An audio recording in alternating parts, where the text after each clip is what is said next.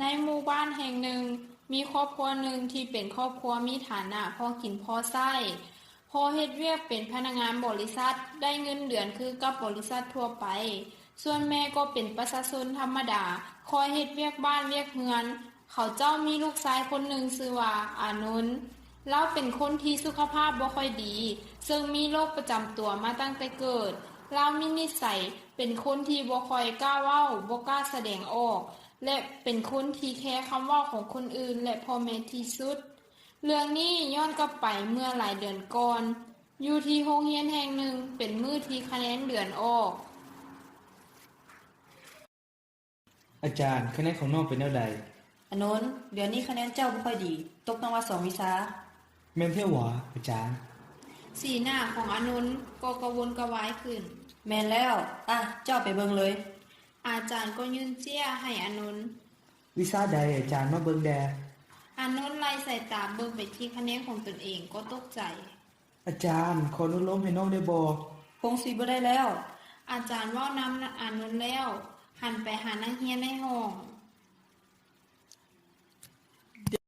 เอากลับบ้านได้แล้วพวกน้องโดยอาจารย์หลังจากนั้นอนุนก็ได้ออกไปท่าพออยู่นอกโรงเรียนนนไปกลับบ้านโดยพออนุนก็ขึ้นรถไปมื้อที่คะแนนเดือนของอนุนออกบังเอิญเป็นมื้อที่พ่อของอนุนได้ออกจากบอนเฮ็ดเวียกพอบริษัทกำลังจะล่มละลายจำเป็นจะต้องได้ไล่พนักงานออกจำนวนหนึ่งเมื่อกลับฮอดเฮือนแม่กลับมาแล้วเด้อกลับมาแล้วเด้อแม่มันเอ้ยกลับมาแล้วหวะมากินข้าวพอดีแม่แตงกินแล้วมีหยังกินแดงแม่มีหลายอย่างเลยแหละมีแต่แนวลูกมักพอมันมากินข้าวกินท่าเลยเดี๋ยวน้ำไปในขณะที่กำลังนั่งกินข้าวพวกเขาก็ได้เกิดมีบทสนทนาขึ้นเป็นแนวใดพอมันเฮ็ดเวียกเป็นแนวใดหน้าเจ้าคือเครียดแม่นมีเรื่องหยังบ่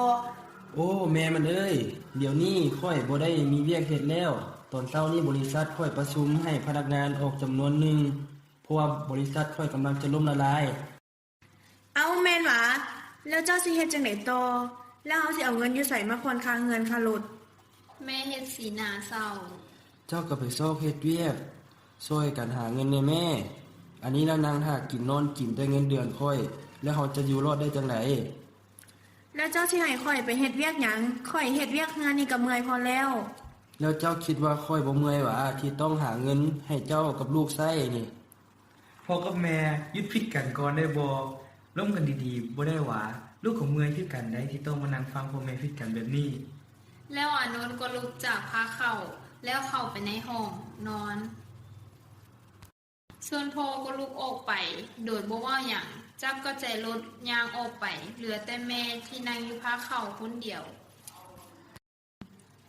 ในขณะที่อยู่ในรถพ่อของอานนท์ก็ได้โทรหาหมู่ฮัลโหลเสี่ยวหวะมึงอยู่ไสออกมาหากูแน่กูอยู่เฮือนนี่นะเดี๋ยวกูไปว่าแต่มึงอยู่ไสเดี๋ยวนี้อยู่หน้าห้องเฮือนมึงนี่นะป้ามึงคือลงทุนมาไกลปานนี้แท้บ่แม่นมึงมีเรื่องหยังมาบ่มึงออกมาก่อนเดี๋ยวกูเล่าให้ฟังถ้าก่อนอีกนึงหลังจากนั้นหมู่ของพ่ออานนท์ก็เข้ามาในรถแล้วก็ถามว่าใช่มึงมีเรื่องหยังเล่ามาดูเฮาไปซอกหากินเบียร์ก่อนเถาะแล้วค่อยล้มกันมึงสิพากูไปไสไปหาเบียร์ก็กินเบียร์เลยเนาะอยู่ห้านอาหารแห่งหนึ่งบนจอดรถลงมาเซียวหมู่ของพ่ออานนท์ได้ลงมาแล้วยังน้ำหลังพ่ออานนท์ไปที่โต๊ะเบอร์5มื้อนี้มึงเป็นหยังคือชวนกูมากินเบียร์มึงมีหยังว่ามาดูเซียวกูได้ออกจากเวียกแล้วเป็นหยังมึงไปเฮ็ดหยังมาอยู่บริษัทกูกำลังจะล่มละลายเขาเจ้าเลยให้พนักงานจำนวนหนึ่งออกซ้ำบ่พอครอบครัวกูก็สิล่มละลายคือกันบ่มีเวียกเฮ็ดบ่มีเงินผ่อนค่ารถค่าเรือนแล้วยังค่าเทอมลูกกูอีกแล้วเมียมึงเด้เฮ็ดหยังซั่นเมียกูนั่งค่ากินนอนกินเงินเดือนกูนั่นแหละกูเคยบอกมึงแล้วว่าเฮ็ดเวียกบริษัทน้อยๆแบบนี้มันเสี่ยงกูก็บ่คิดเลยว่ามันสิเป็นแบบนี้ส่วนทางแม่ลูกนอนแล้วหวะแม่เข้าไปแล้วเด้อ แม่ของอานนท์ไขประตูเข้าไปก็เห็นอานนท์นอนอยู่ เลยย่างเข้าไปกวดบนถุงปื้มของอานนท์กะว่าจะเมียนให้เป็นระเบียบแต่บังเอิญไปเห็นเจ้าผลคะแนนของอานนท์เฮ็ดให้แม่ของอานนท์ตกใจเพราะปกติอานนท์จะเฮียนได้บ่เคยตกเลย แม่ของอานนท์ก็โมโหแล้วจับเจี้ยย่างออกจากห้องของอานนท์ไป ตอนนี้เป็นเวลา 12 โมงกลางคืน แม่อานนท์เห็นว่าพ่อของอานนท์ยังบ่กลับมา ก็ได้กดโทรศัพท์โทรไปหา อะโหล เจ้าอยู่ไสบ่กลับเฮือนเถอะหวะ เจ้าสิเฮ็ดหยังค่อยกำลังกลับแล้ว เดี๋ยวนี้จักโมงจักยามแล้วเจ้าคือบ่กลับเฮือนปานนี้ เดี๋ยวค่อยๆกลับ ค่อยไปส่งหมู่ค่อยก่อน เจ้าเฝ้ากลับมาเฮือนเด้อค่อยมีหยังสิให้เจ้าเบิ่ง เดี๋ยวค่อยเฝ้ากลับ หลังจากวางสายพ่ออานนท์ก็ได้ไปส่งหมู่ที่เฮือน แล้วก็ขี่รถกลับเฮือนของตนเองพอฮอดเฮือนก็เห็นแม่อานนท์นั่งอยู่โซฟาหน้าโทรทัศน์เฮ็ดหน้าเฮ็ดตาโมโหพ่ออานนท์เลยย่างเข้าไปใกล้ แล้วถามว่า เจ้าเป็นหยังเฮ็ดหน้าตา คือจังไปโมโหเรื่องหยังมา เอาเจ้าเบิ่งนี่ แม่ยื่นใบคะแนนของอานนท์ให้พ่อ แม่นหยังเอามาเบิ่งดู พ่ออานนท์ยืนมือจับเจี้ยพ่อกวดใส่ตาเบิ่งแล้วพ่ออานนท์ก็เฮ็ดสีหน้าตกใจ เจ้าว่าเฮาควรเฮ็ดแนวใดลูกเฮียนกับตกพ่อมันก็ได้ออกจากเวียก แม่อานนท์เฮ็ดหน้าคือสิให้ เป็นหยังคือว่าแบบนั้น ปกติแล้วลูกก็เรียนได้แล้ววะคะแนนลูกคือตกเดือนนี้น่ะ ข่อยสิฮู้หวะก็ย้อนความบ่ใส่ใจของเจ้าหันตัวบ่แม่นหวะ เจ้าสิว่าแบบนี้บ่ได้ เจ้าก็คือกันหั่นแหละค่อยบ่มีเวลาเจ้าก็ต้องเป็นผู้บอกผู้สอนตัว ข่อยก็บอกทุกมื้อละเด้ว่าให้ลูกเรียนหนังสือเด้มีแต่เจ้าหั่นแหละมักปาละบ่สนใจลูก ว่าสิเรียนได้หรือบ่ได้ฮู้แต่ว่าลูกหันเรียนได้แล้วก็เลยวางใจ บางทีค่อยก็บ่มีเวลาเด้ ก็ย้อนเจ้ามักปาละแบบนี้หั่นแหละลูกจึงเป็นแนวนี้นะ เช้าๆไปนอนซะมันดึกแล้วมื้ออื่นค่อยล้มกันค่อยเว้านำลูก เจ้าก็คือกันเงินสิบ่มีกินอยู่แล้ว เจ้ายังไปเลาะกินเหล้ากินเบียร์อยู่ ไปนอนซะมื้ออื่นค่อยล้มกัน พ่ออานนท์ย่างออกไปเศร้ามือต่อมาน อนตื่นทำแม่ลูก สวยแล้วรีบลูกมากินข้าวไว้ โดยแม่ลูกตื่นแล้ว หลังจากนั้นอานนท์ก็ไปอาบน้ำล้างหน้าแล้วลงมานั่งกินข้าว ป้ามื้อนี้ของกินมีแต่แนวลูกมัก แม่ยิ้มให้อานนท์ กินหลายๆเด้อลูก แล้วอานนท์ก็ลงมือกินข้าวพอกินได้บ่ดนแม่ก็ถามอานนท์ขึ้นมาว่า จักโมงแล้วลูกนอน โอ้7 โมงป่ายแล้วแม่ ใกล้สิฮอดโมงไปโรงเรียนแล้วหันพ่อมันเอ้ย เจ้ายังบ่แล้วเถอะหวะ แล้วแม่มัน มาถ้าแม่กินข้าวกินแล้วเราไปส่งนนท์ไปโรงเรียน หลังจากกินข้าวได้บ่ดนพ่อของอานนท์ก็เว่าเรื่องคะแนนขึ้นมา นนท์คะแนนเดือนนี้ลูกคือตก พอเห็นคะแนนลูกบ่ละใดลูกไปเฮ็ดหยังมา คือบ่ตั้งใจเรียนแน่ เอาลูกก็ตั้งใจเรียนแล้วเด้ทุกมื้อนี่ก็เรียนได้หนังสือพักผ่อนก็บ่ได้พักเลิกเรียนแล้วก็ยังไปเรียนเพิ่มอีก สมองลูกสิแตกอยู่แล้ว อานนท์เฮ็ดสีหน้าคือสิให้ พ่อไปส่งลูกเรียนก็พ่ออยากให้ลูกเป็นคนดีกว่าคนอื่นบ่อยากให้เป็นคือพ่อ พ่อลูกขอโทษ อานนท์ก็ห้องไห้ออกมา พ่อคาดหวังในตัวลูกสูงได้ลูกก็เฮ็ดแบบนี้ พ่อเฮ็ดสีหน้าให้ พ่อลูกพยายามแล้วพยายามสุดๆแล้ว ลูกก็ตั้งใจเรียนสุดความสามารถของลูกแล้ว อานนท์เว้าทั้งน้ำตา พ่อเว้าดีนำลูกแล้วได้สิให้พ่อเฮ็ดแนวใด นนท์สะอื้นออกมาอย่างแหง เจ้าก็ว่าดีๆนำลูกได้แม่ อ้าวสิให้เขาเว้าแบบใด กะค่อยสร้างค่อยสอนกันไปตัว ค่อยกำลังบอกอยู่นี่เด้เจ้าก็ซอยเว้าในแม่ ค่อยก็บอกก็สอนแล้วนะเจ้าสิให้ค่อยเว้าจังไดอีก ลูกก็ยังน้อยแล้วเจ้าสิมาเว้าให้ค่อยแบบนี้มันก็บ่แม่นค่อยก็สร้างก็สอนแล้ว แม่ของอานนท์หันหน้าไปหาอานนท์ที่นั่งไห้อยู่โต๊ะหน้าโทรภาพ ไปนนท์ลูกหยุดให้ซะไปโรงเรียนได้แล้ว โดยแม่ อานนท์ลุกขึ้นมาจากตังเข้าไปในห้องจะบอกกระเป๋าแล้วยางออกไปนอกเฮือน อ้าวนนท์ลูกสิเฮ็ดจังได๋ไปโรงเรียนหั่นบ่ให้พ่อไปส่งหวะ แม่เอื้อนถาม อานนท์ปินหน้ามาหาแม่แล้วยางออกไปโดยที่บ่เว้าหยัง พอมันลูกสิย่างไปโรงเรียนแล้วหั่นนะเจ้าหยิบเอารถออกไปส่งลูกแม่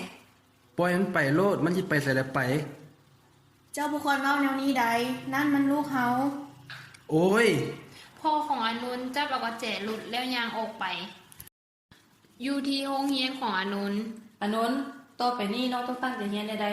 เพราะเดี๋ยว2 เดือนผ่านมานี่คะแนนของน้องต่ำหลายถ้าเทียบกับหมู่ในห้อง ฉะนั้นน้องควรตั้งใจเรียนเต็มอีก โดยอาจารย์ หลังจากอาจารย์ยางออกไป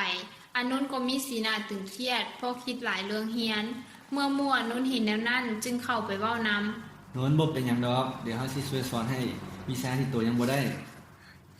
ขอบใจแต่ว่าบ่อยากรบกวนโต สิคิดหยังหลายวะเฮาหมู่กันเรื่องสำนี้บ่เป็นหยังดอก อานนท์ยิ้มให้หมูแล้วใส่หัวไปมาอานนท์ที่เลิกเรียนแล้ว ก็ได้ยางออกมาหวังว่าสิเห็นพอมาถ่าหับแต่ก็บ่เห็นรถของพอเลย คิดว่าพอคงสิขาเวียกเลยบ่ทันมาหับอานนท์เลยตัดสินใจย่างกลับเฮือนพอฮอดเฮือนอานนท์ก็เห็นแม่นางถ่ากินข้าวอยู่พาข้าวเพียงคนเดียว เลยทักแม่ไปว่า อ้าวแม่คือมานั่งอยู่นี่คนเดียว กลับมาแล้วหวะมากินข้าวแม่ทานลูกกินข้าวอยู่ แม่แล้วพอเด้ไปใส่คือบ่มาเฮือนปานนี้ อ้าวบูแมนออกไปหับลูกหวะเห็นพอออกไปจะเศร้าคุณแล้ว แล้วตอนสั้นลูกเฮ็ดจังได๋ไปโรงเรียนสั่นพอบ่ได้ไปส่งหวะ บ่พอบ่ได้ไปส่งลูกยามไปโรงเรียนตอนเช้าคนเดียว อ้าวแล้วพอไปใส่แต่เศร้าพุ่น ลูกกับบ่ฮู้คือกันสั้นแม่ลองโทรหาพ่อเบิ่งแม่ สั้นลูกกินข้าวท่าก่อนเด้อเดี๋ยวแม่ไปโทรหาพอก่อน แม่อานนท์ย่างออกจากพาเข้าไปพร้อมกับจับโทรศัพท์แล้วออกไปนอกเฮือน ฮัลโหล ฮัลโหลเฮ็ดหยัง เจ้าอยู่ไส ข่อยมาหาหมู่เจ้าสิเฮ็ดหยัง เจ้าไปอีหยังแต่เศร้าค่อยบอกไปส่งลูกกับบ่ไปกินแต่เหล้าแต่เบียร์หั่น ข่อยบ่ได้กิน เสียงคือคนเมา บ่กินจังได๋เสียงเจ้าหันเว้าบ่ฮู้เรื่องแล้ว เจ้านี่กะเสียดหยังไรฮอดยามกำพักข่อยกลับ บ่เจ้าสิกลับมาแล้วกลับมาอย่าให้ข่อยได้เว้าหลาย โอ้ย รีบกลับมาเด้อ หลังจากนั้นพ่ออานนท์ก็ได้ตัดสายทิม ฮัลโหลเจ้าได้ยินบ่รีบกลับมา ถ้าบ่มาแล้วข่อยสิอัดเงินปะละเด้อ แม่อานนท์จับโทรศัพท์มาเบิงก็เห็นว่าพ่อของอานนท์ได้ตัดสายไปแล้ว แม่นนท์ย่างกลับเข้าเฮือนพอดีเห็นอานนท์กำลังเก็บจานออกจากผ้าเข้าแม่อานนท์เลยถามไปว่า อ้าวนนท์ลูกอิ่มแล้วหรอ โดยแม่ลูกอิ่มแล้ว ถ้าอิ่มแล้วขึ้นไปอาบน้ำแล้วก็นอนซะ เศร้ามือใหม่แม่อานนท์ตื่นมาเฮ็ดเวียกปกติ แต่ก็บ่มีวี่แววของพ่ออานนท์ที่จะกลับมาเลย แล้วอานนท์กับแม่ได้นั่งกินข้าวและในขณะที่กำลังนั่งกินข้าวอยู่ก็ได้ยินเสียงรถของพ่ออานนท์กลับมาพ่ออานนท์ย่างเข้าไปในเฮือนด้วยสภาพที่ยังซึมๆอยู่ แม่อานนท์เห็นแนวนั้นก็เลยเอิ้นใส่ว่า อ้าวพอมันเจ้าคือกลับมาบัดนี้ข่อยบอกเจ้ากลับแต่เมื่อวานเจ้าคือบ่กลับมา อ้าวข่อยก็กลับมาแล้วเด้ กลับมาป่านนี้มันเจ้าไปเฮ็ดหยังมา ข่อยก็ยังว่าข่อยไปหาหมู่มา ไปหาหมู่เองแต่เช้าวันนี้หากลับมาเดี๋ยวนี้ แม่นเจ้าเจียวหยังกับข่อยหลายอะเกาะฮะ ก็บ่ได้เฮ็ดหยังหลายข่อยเพียงอยากฮู้ โอ้ย เสียฮู้ไปเฮ็ดหยังก็ยังว่าไปลินกับหมู่กับไปลินกับหมู่ตัว โอ้ยแล้วเจ้าคิดว่าสิ่งที่เจ้าเฮ็ดให้มันถูกแล้วหวะเมื่อวานก็ปล่อยให้ลูกย่างไปโรงเรียนคนเดียวแล้วยังบ่กลับ โอ้ยแล้วเจ้าคิดว่าสิ่งที่เจ้าเฮ็ดมันถูกแล้วหวะเมื่อวานนี้เจ้าก็ปล่อยให้ลูกย่างไปโรงเรียนคนเดียวแล้วยังบ่รับลูกกลับมาอีก ถ้าลูกเป็นหยังมาเด้เจ้าสิเฮ็ดแนวใด ลูกมันบ่เป็นหยังดอก มันก็ใหญ่ละไปเองมาเองก็ได้ละ ข่อยก็ฮู้แล้วว่าลูกใหญ่แต่เจ้าก็บ่ควรปล่อยลูกไปแบบนี้ ถ้าอาการของลูกมันกำเริบมาเด้เจ้าสิไปช่วยลูกทันบ่ อาการของลูกมันบ่กำเริบตอนนั้นดอก แล้วเจ้าสิฮู้ได้จังไดว่าอาการของลูกมันสิกำเริบยามใด ถ้าลูกมันกินยาปกติมันก็บ่กำเริบดอก โอ้ยว่าวน้ำเจ้าแล้วมันบ่เข้าเรื่อง หลังจากนั้นพ่อแม่ของอานนท์ก็พิดกันแท้งขึ้น จนเฮ็ดให้อานนท์ทนบ่ไหวอานนท์เลยเว้าขึ้นว่า โอ้ยเนาะแม่นพ่อแม่สิผิดกันมีหยังหลายก็ผิดกันได้ทุกมื้อทุกวันบ่เมื่อยได้หวะ โอ้ยกระเทียงเรื่องของมึงหันตัว เกิดมาปกติยังเป็นภาระให้กูอีกว่ามาละเมื่อย เจ้าสิเว้าแบบนี้มันก็บ่ถูกนนท์ก็แม่นลูกของเฮาได้ บ่ให้เว้าแนวใดตั้งแต่มันเกิดมาละใดเฮาหมดกับค่าปิ่นปัวมันเท่าใดแล้ว ถ้าบ่มีมันชีวิตเฮาคงบ่ยุ่งยากปานนี้ ถ้ ถ้าพ่อคิดว่าลูกเกิดมาเป็นตัวปัญหาเฮ็ดให้ชีวิตของพ่อยุ่งยากลูกก็บ่ขออยู่เป็นตัวปัญหาให้พ่ออีกต่อไปแล้วมึงจะไปแทนไป พอเว้าแล้วอนุนก็แลนออกไป โดยบ่ได้คิดคำนึงหยังในขณะที่อนุนแลนออกไป ก็ได้มีรถแล่นมาด้วยความไว